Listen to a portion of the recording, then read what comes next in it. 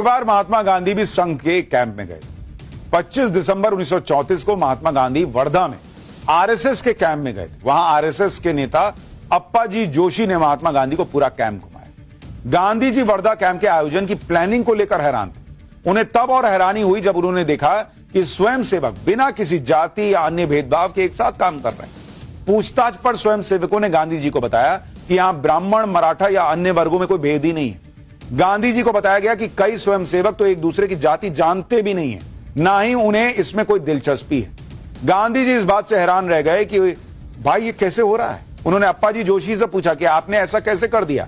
छुआछूत जैसी सामाजिक बुराई को खत्म करना नामुमकिन जैसा है, संघ में ये कैसे संभव हुआ? तब अप्पाजी जोशी ने यह कहा कि सब में एक ही भावना है कि सब हिंदू हैं। यह डॉक्टर केशव बलिराम हेडगेवार की वजह से संभव हो पाया।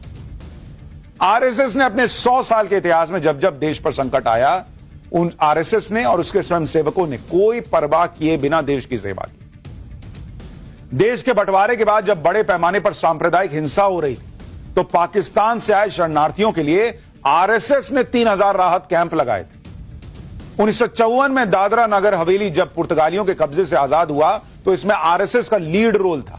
आरएसएस के नेता विनायक आप्टे के नेतृत्व में स्वयंसेवकों ने सिलवासा पर हमला बोलकर वहां तिरंगा फहराया। इसी तरह से 1955 में संघ ने गोवा के आजादी के आंदोलन में हिस्सा लिया। 1962 के भारत चीन युद्ध में आरएसएस ने मदद की। आर्मी मूवमेंट के दौरान रास्तों की निगरानी की, सेना को आपूर्ति और रसद पहुंचाने में मदद की। शहीदों के परिवारों का ध्यान संघ ने रखा। 1965 के भारत पाकिस्तान युद्ध में स्वयंसेवकों ने श्रीनगर हवाई अड्डे से बर्फ हटाने का काम किया। घायल जवानों के लिए स्वयंसेवकों ने रक्तदान किया। युद्ध के दौरान संघ के स्वयंसेवकों ने दिल्ली का ट्रैफिक संभाला। 1975 में इंदिरा गांधी की इमरजेंसी के खिलाफ आरएसएस लड़ा। आरएसएस पर इंदिरा गांधी ने बैन लगा दिया।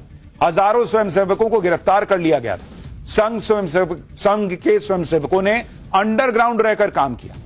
स्वयंसेवकों ने आपातकाल के विरोध में पोस्टर लगाए, जेल में बंद विपक्षी नेताओं के संदेशों को जनता तक पहुंचाने का काम किया। बाद में जनता पार्टी के गठन के लिए भी संघ ने प्रयास किया। इसके अलावा 1971 में ओडिशा चक्रवात, 1984 में भोपाल गैस कांड, 1984 में सिख विरोधी दंगे, 1999 में करगिल युद्ध, 2001 में गुजरात भूकंप, 2004 में सुनामी, 2013 में केदारनाथ आपदा, 2020 में कोविड महामारी।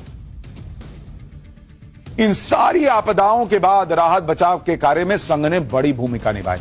तो जो लोग पूछ रहे हैं कि संघ ने किया ही क्या, कानी उंगली कटवाई थी क्या, उनको पहले यह सोचना चाहिए कि एक तो फैक्ट पे बात करो, और अगर संघ जो कर रहा है इस देश के लिए 100 साल से, उसकी कानी उंगली के बराबर भी कुछ कर पाओ, तो फिर संघ की आलोचना करो।